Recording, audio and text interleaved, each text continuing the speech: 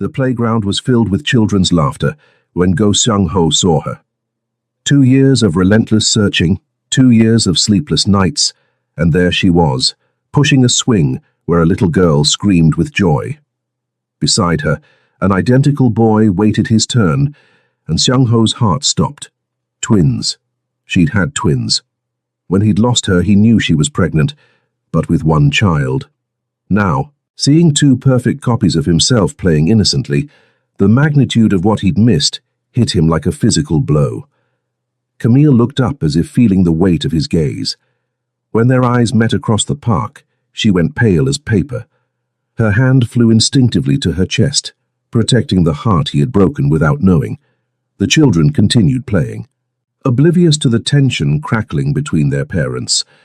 At 2 years old, they were too young to understand that the stranger watching them was the father they'd never known. Seung-ho took a step forward, then another. Each movement calculated, as always, but inside he was crumbling. 2 years searching for the woman he loved, 2 years without knowing he had not one child, but 2. Camille, his voice came out hoarse, breaking the tense silence of the park. Please don't run again. But she was already gathering the children, her eyes filled with tears and terror. 6 months earlier. The Moonrise Cafe sat in the heart of Seattle, a small cozy refuge among the glass and steel skyscrapers. For most people, it was just another place to get coffee. For Go Seung-ho, it was an unexpected sanctuary amid the chaos of commanding one of the most sophisticated import operations on the West Coast. At 35, Seung-ho had perfected the art of absolute control. Every word measured, every expression calculated, every movement deliberate. As leader of an organization that moved millions through containers at the Seattle port, he couldn't afford to show weakness. His legitimate businesses importing Asian electronics and art served as the perfect front for more lucrative and more dangerous operations. That Tuesday morning he entered Moonrise as he always did, silent, observant, emanating an aura that made other customers unconsciously step away. His dark grey suit was impeccable, black hair perfectly slicked back, and his dark eyes swept the environment with a predator's precision. "Good morning, the usual," the warm voice made him look up from his phone screen. Camille Turner stood behind the counter, smiling with a genuineness that caught him off guard. Rich mahogany skin glowing under the cafe's soft light, natural curly hair pulled into a high bun that highlighted the elegance of her neck, dark brown eyes that seemed to see through the masks people wore. "Double Americano." "No sugar," he replied, his voice naturally low and controlled. "Perfect. And how about trying our new blueberry muffin? I made them myself this morning." She leaned slightly over the counter, and he caught a faint scent of vanilla and cinnamon. "I promise you won't regret it." Seung-ho studied her for a moment. In Korea, employees were respectful but distant. Here, especially with him, people usually became nervous, stammered, avoided eye contact. But this woman, she treated him as if he were any normal customer, as if he were just a man. "All right," he said, surprising himself.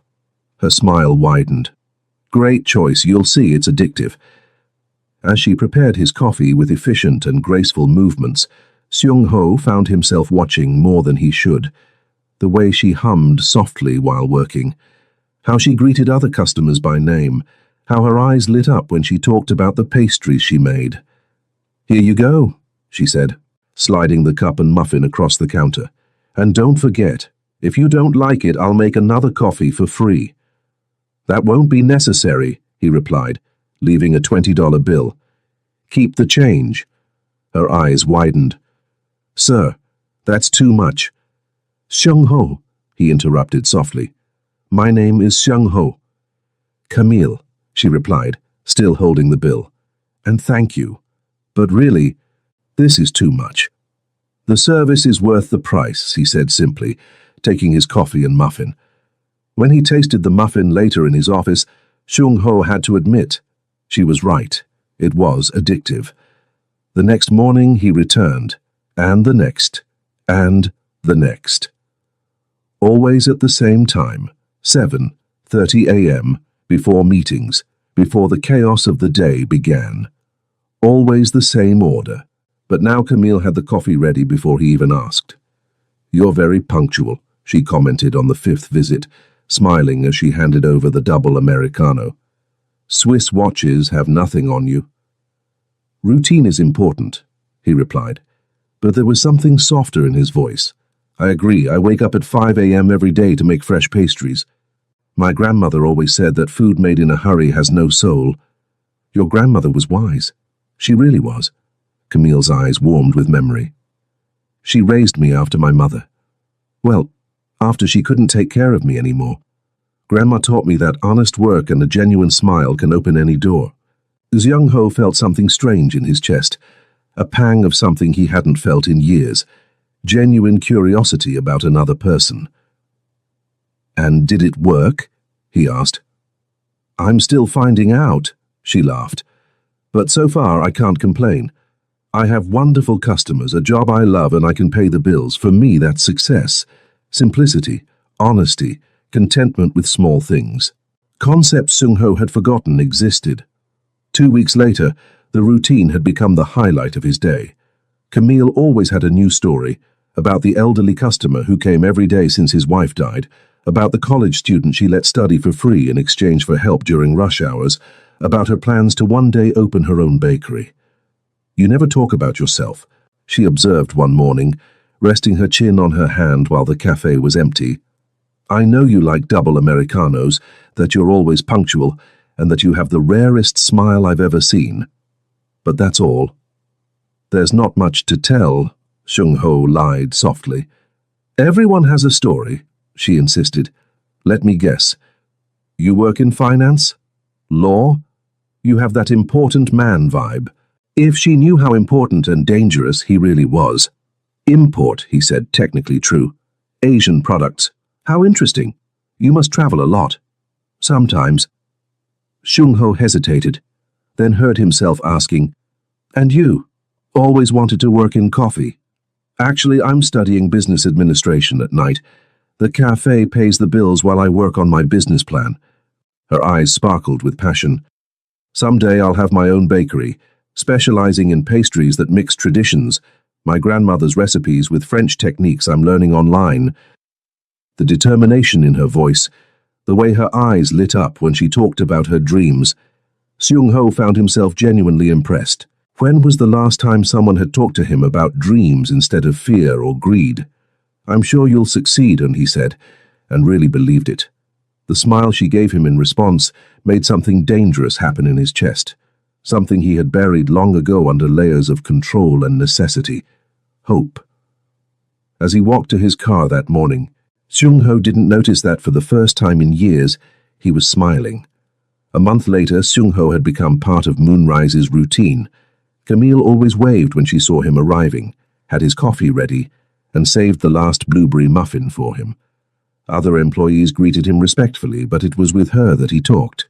Really talked. "You look tired today," she observed, studying his face with genuine concern. Rough night? Xiang Ho had spent the early morning dealing with a problematic shipment, rivals trying to interfere with his port operations.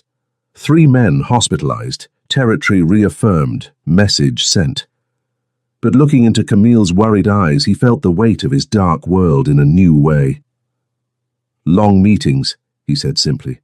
"I hate when work consumes our lives," she sighed, handing him his coffee. "My grandmother used to say that a man who can't sleep peacefully is carrying too many burdens. If she knew the burdens I carry—" "Your grandmother had great wisdom," he murmured. "She really did. She always said she could see people's souls in their eyes." Camille studied him with an intensity that made him feel exposed. "Yours have many stories." Xiang Ho felt something tighten in his chest. "Not all are stories worth telling. The best people are those who survive the worst stories," she said softly. "They know the value of kindness because they know the price of cruelty." For a moment, the cafe around them disappeared. It was just the two of them, and the way she looked at him, not with fear or interest in what he could offer, but as if she really saw him, the man behind the cold mask. Camille. he began, not knowing what he wanted to say. Yes? Would you like to have dinner with me? The words came out before he could stop them. In his world, Seung-ho never acted on impulse. Every move was calculated, every word measured, but something about this woman made his carefully constructed defenses crumble. Her eyes widened, genuine surprise painting her features. You? Are you asking me on a date? Yes, he said, his voice firmer now that the decision was made. If you want to. A slow smile spread across her face, transforming her natural beauty into something radiant. I'd love to. That night, Seung-ho found himself doing something he hadn't done in years, being nervous. He had chosen a discreet but elegant restaurant, away from his usual territories, away from any chance of being recognized by associates or rivals. Camille arrived wearing a simple navy blue dress that highlighted her skin and natural curves, hair loose in curls that framed her face. She was beautiful, but it was the genuine joy in her eyes that hit him like a punch. Wow, she said, looking around the restaurant. This place is beautiful. You have good taste. Thank you, he replied, pulling out her chair. The gesture made her smile, a reaction that warmed him unexpectedly. During dinner, Seung-ho discovered layers of Camille that the cafe hadn't revealed. She had grown up with her grandmother after her mother developed drug problems. She had worked since she was 16, paid for her own college, dreamed not just of the bakery but of a life where she could help other young women like she had been. And you? She asked, delicately cutting her salmon. Family? My parents died when I was young, he said, technically true. I was raised by my uncle. That must have been difficult. It taught me to be independent, Seung-ho replied, avoiding mentioning that his uncle was the previous head of the organization, that his education had involved learning to command men through fear and respect. Independence is important, she agreed, but everyone needs someone, you know, someone who really cares. The way she said it, with a subtle vulnerability in her voice, made Seung-ho realize that behind her strength and optimism, Camille also knew loneliness. And you? He asked softly. Do you have someone who cares? She lowered her eyes, a ghost of sadness crossing her features. I've had some relationships, but they never worked out. I think I'm afraid. Afraid of what? Of being abandoned, she admitted, her voice almost a whisper. My mother was abandoned by my father when he found out she was pregnant. He was a rich, powerful man, and she was just a common girl. When things got serious, he disappeared. I never knew him. Seung-ho felt something cold settle in his stomach. The cruel irony of the situation didn't go unnoticed. Here he was, a powerful and dangerous man, falling in love with a woman whose greatest fear was exactly what he represented. Not all men are like that, he said, his voice rougher than intended. I know. She smiled sadly. At least I want to believe that. My grandmother always said that when I found the right man, I would know, that he would be someone who would choose me every day, not just when it was convenient.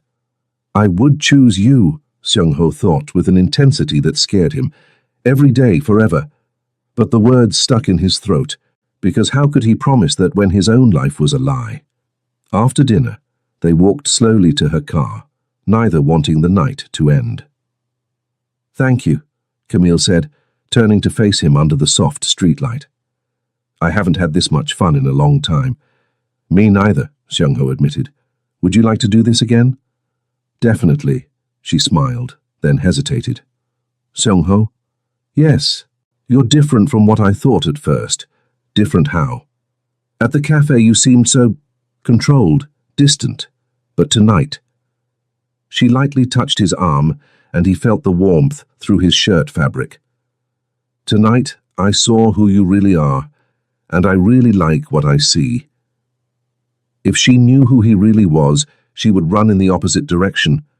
But when she leaned in and softly kissed his cheek, Seung-ho closed his eyes and for a moment allowed himself to imagine a different life. A life where he was just Seung-ho, not the head of a criminal organization. A life where he could love this woman without putting her in danger. Good night, she whispered, getting into her car. Seong-ho stood on the sidewalk long after her taillights disappeared, one hand touching the spot where her lips had touched his skin. For the first time in his adult life, Go Seong-ho was in love. And for the first time, that terrified him more than any enemy. 3 months passed like a waking dream. Seong-ho and Camille saw each other almost every day. Breakfast at moonrise, intimate dinners, walks at Pike Place Market, nights watching movies at her modest apartment. To the outside world, they were just a normal couple in love. Seong-ho had become a master at compartmentalizing his life. During the day, he was the cold and calculating boss who commanded million-dollar operations. At night, he was just a man in love with an extraordinary woman. "You're different," observed Seo Byung-hun, his right-hand man and childhood friend, during a tense meeting about disputed territory. "More relaxed." "I'm focused," Seong-ho replied dryly, reviewing shipment reports. "Focused on what? Because it's not on business," Byung-hun pressed. "The men are talking. You leave earlier, arrive later, smile when you think no one is looking." Seong-ho looked up, his expression returning to the usual cold mask. "My personal life is not the men's business." "It is when it affects our operation," Byung-hun replied, unintimidated. "There are rumors that you're involved with someone. Someone. External." The temperature in the room seemed to drop a few degrees. "Careful, Byung-hun. Seong-ho, you're like a brother to me. But I'm also responsible for protecting this organization. If there's a weakness—" "There is no weakness," Seong-ho cut him off, his voice dangerously low. "And if I find out that someone is following me or investigating my private life, the consequences will be severe. Understood?" Byung-hun nodded reluctantly, but Seong-ho could see the concern in his eyes. And deep down, he knew his friend was right. Camille was a weakness, the biggest he had ever had. That night, Seong-ho arrived at Camille's apartment, carrying flowers and attention she immediately noticed. "Rough day?" she asked, accepting the pink peonies with a smile that made his chest tighten. "Something like that," he murmured, pulling her into his arms. Her scent, vanilla and something uniquely hers, always managed to calm the storm in his mind. "Want to talk about it?" "I want to tell you everything," he thought desperately.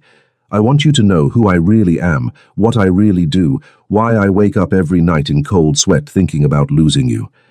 "Just work problems," he said instead, kissing her neck. "Nothing that matters now." They made love that night with a desperate intensity that left them both trembling. Afterward, while Camille slept nestled against his chest, Seong-ho lay awake staring at the ceiling, knowing he was living on borrowed time. 2 weeks later, Camille arrived at the cafe with a different glow in her eyes and news that would change everything. "Seong-ho," she said, her hands trembling slightly as she served his coffee. "I need to talk to you after work." Something in her tone made an alarm sound in his mind. "Is everything okay?" It's just something important." The rest of the day passed in slow motion. Seong-ho tried to concentrate on meetings, reports, decisions that affected hundreds of people, but his mind kept returning to the nervousness in Camille's eyes. When they finally met that evening, she led him to the small park where they used to walk. The sunset light gilded her skin, but he could see the tension in her shoulders. "Camille, what's happening?" She stopped walking, turned to face him, and took a deep breath. "I'm pregnant." The world stopped. Seong-ho felt like he had been punched in the stomach. Joy, terror, fierce protection, panic. Everything mixed in an emotional storm he could barely process. "Pregnant," he repeated, his voice coming out hoarse. "I know it's unexpected," she said quickly, misinterpreting his silence. "I know we didn't plan this, that maybe it's too early, but—" "Camille," he interrupted her, taking her trembling hands. "You're carrying my child?" "Yes," she whispered, tears shining in her eyes. "And I know it's scary, but I want this, Seong-ho. I want to have your baby." The joy that exploded in his chest was unlike anything he had ever felt. Pure, overwhelming, transformative. He pulled her into his arms, spinning her in the air while she laughed through tears. "I love you," he said against her lips, the words coming out before he could stop them. "I love you so much, Camille." "I love you too," she whispered back, and for one perfect moment, the world was just the two of them and the miracle growing inside her. But then reality began to seep in. A baby, a family, responsibilities that went far beyond protecting just Camille. How could he raise a child in his world? How could he be a father when his own hands were stained with blood? "Seung-ho?" Camille pulled back slightly, studying his expression. "Are you okay?" "I'm processing," he said honestly. It's a lot." "I know, for me too."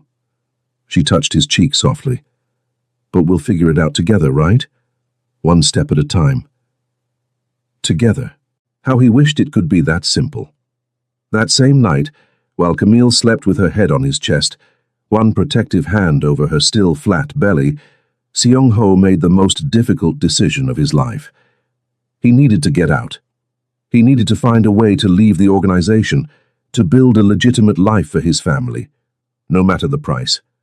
But first, he needed to ensure they were safe, and that meant keeping Camille away from his world for as long as possible.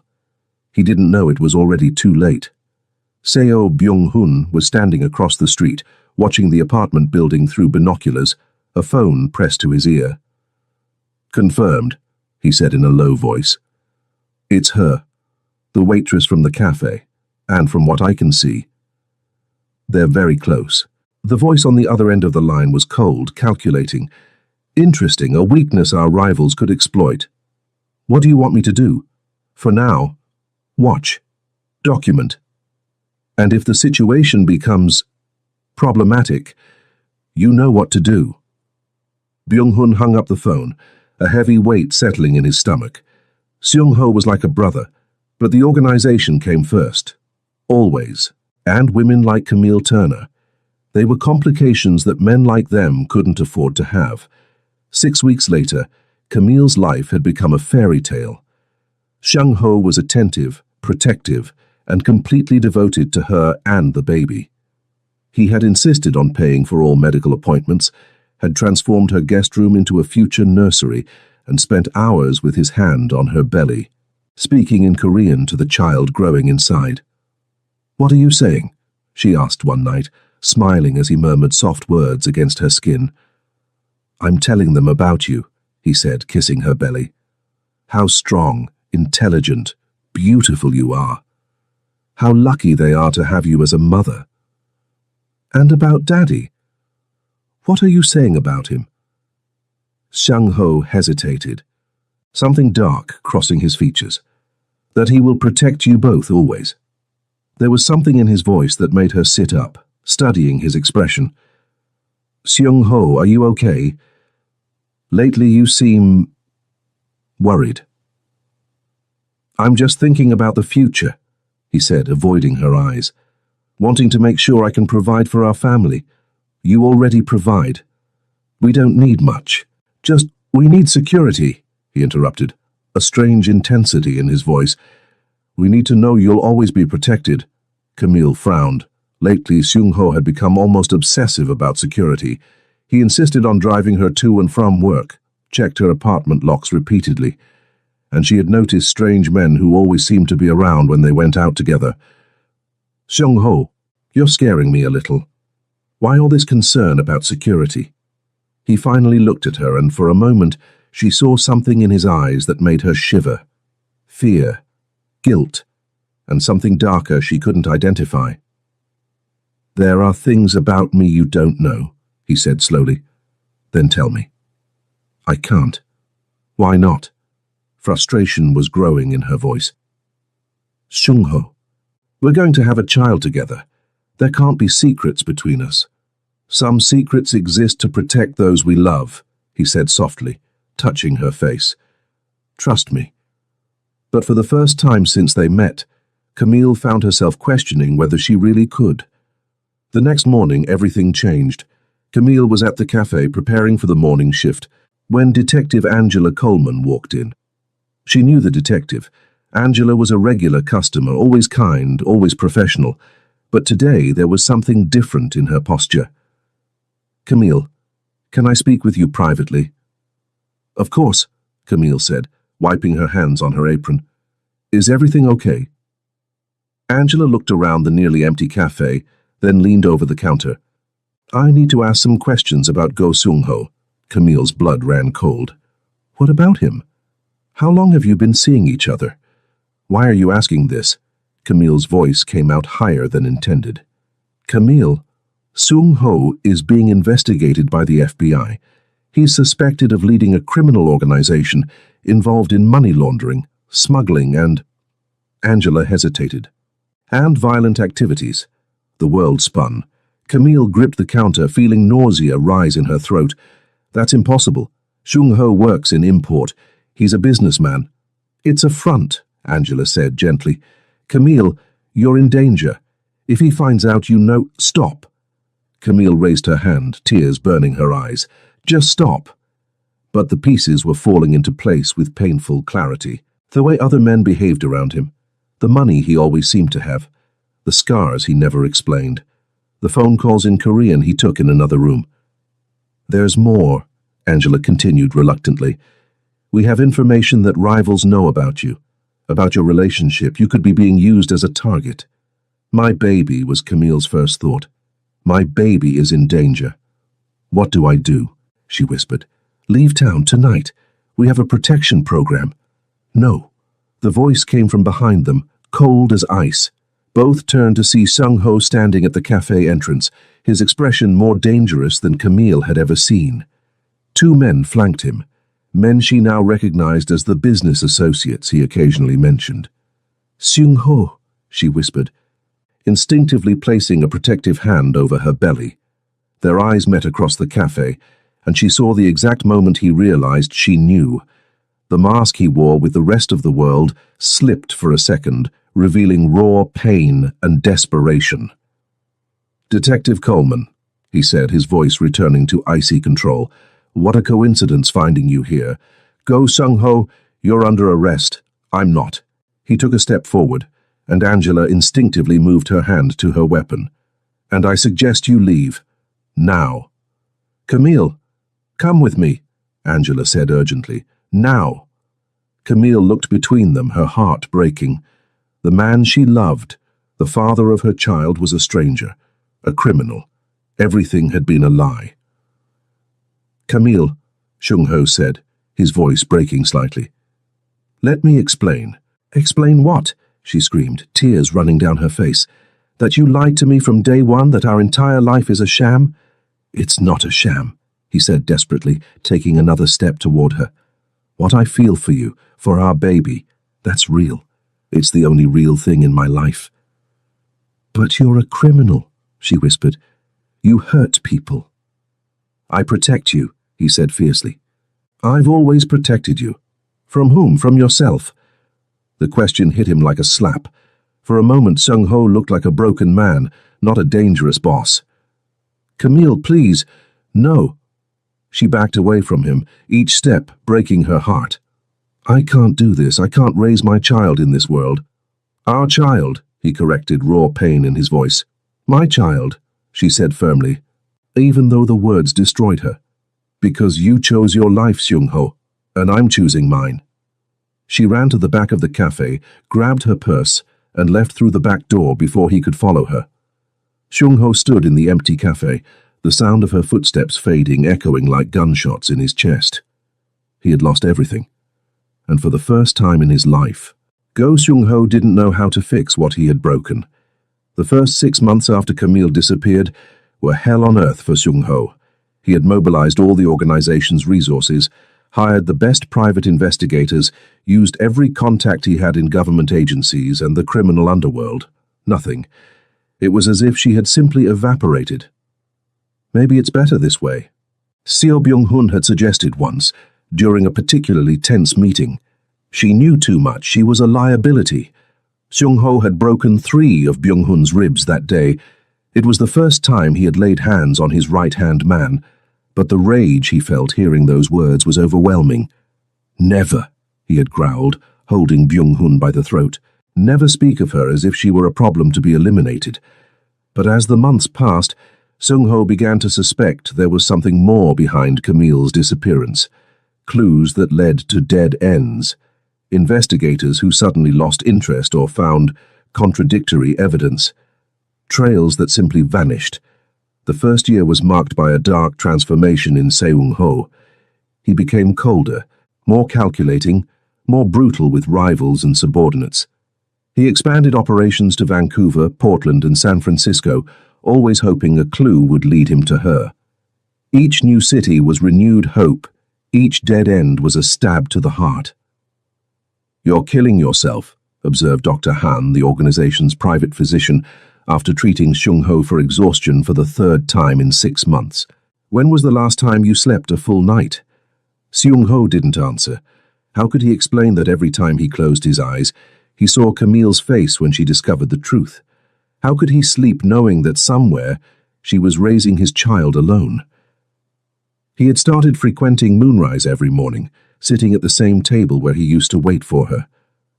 The new manager always greeted him nervously, but Seung-ho just drank his double Americano in silence, staring at the counter, where she used to smile at him. At 18 months, Seung-ho had become an urban legend in the underworld. Stories circulated about the Korean boss who had lost his sanity looking for a woman. Some said she had died, others that she had fled with money from the organization. Seung-ho killed 3 men for spreading that last version. It was around this time that he finally confronted Byung-hun. "You hid her from me." It wasn't a question. They were alone in the office after a meeting about territorial expansion. Byung-hun didn't deny it. "It was necessary." "Necessary?"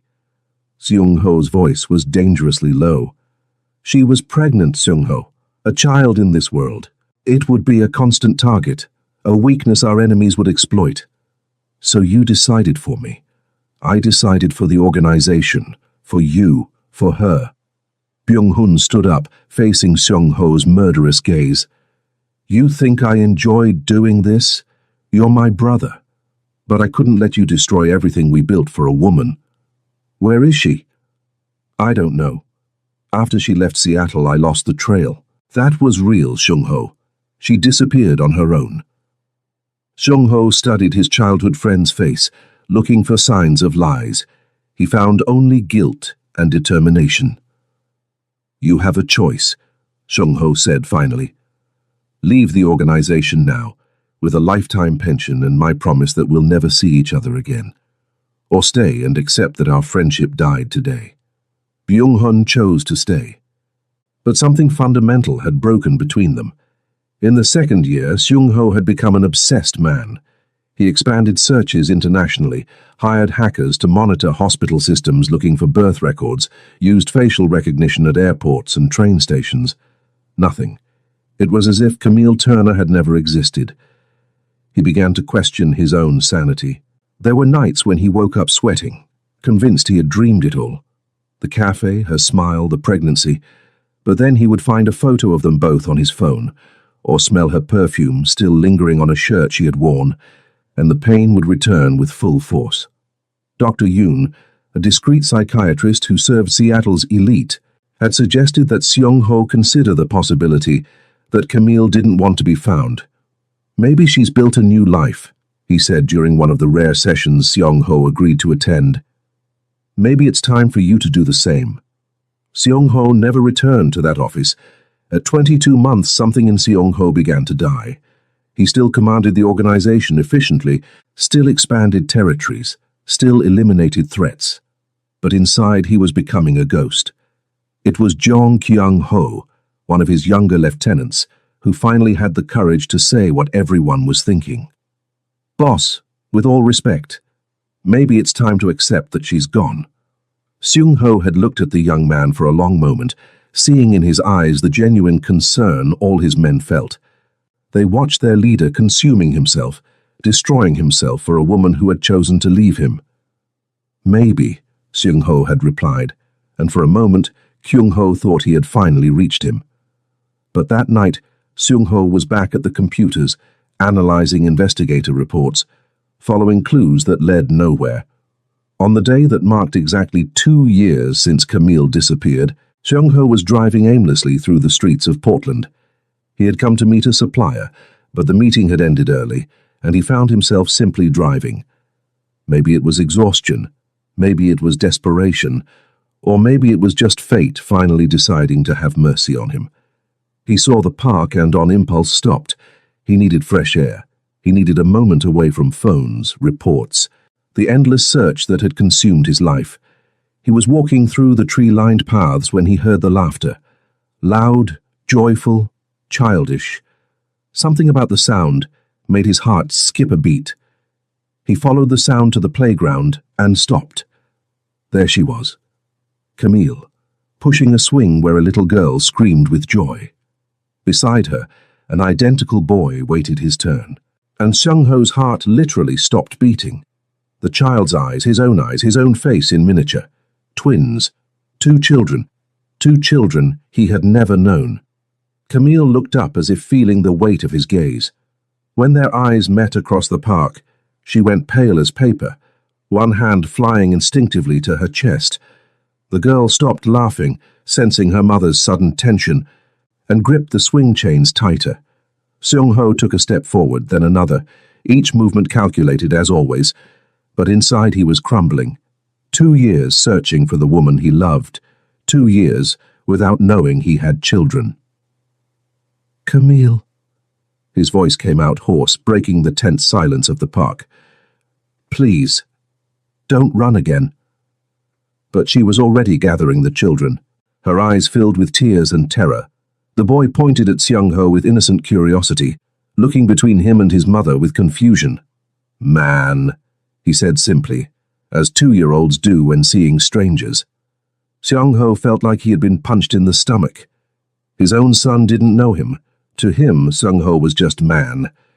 Let's go home, babies, Camille said quickly, picking up both children with the desperate strength only mothers have. Camille, wait, Seung-ho said, his voice breaking. Please. She stopped, but didn't turn around. What do you want, Seung-ho? I want to know my children.